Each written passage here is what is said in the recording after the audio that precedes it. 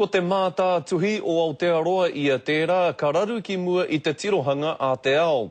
Koera te whakahau a ētahi, whaimuri ho i te wetonga o te hiko, ki ngā rohe i te whārua o Waikato ki Tāmaki Makaurau, tai atura hoki ki te tai Tokerau.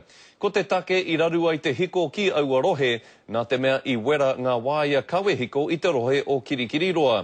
Neke atu i te 50 mano ngā tāngata i raru i te kore hiko, me te aha kāore te kahika o Tāmaki Makaurau, i te miharo ki ngā whakahaerenga a te umanga hiko o Transpower. It's not the end, it is only the beginning, until all the work is done to make sure that we get a first world power supply to this first world city.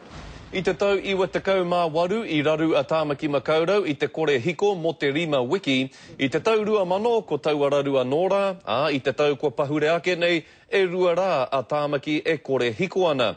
Hei tā Transpower e rua piriona tāra kua whakaritea e rātou, hei whakatika tika i te pūnaha pou hiko.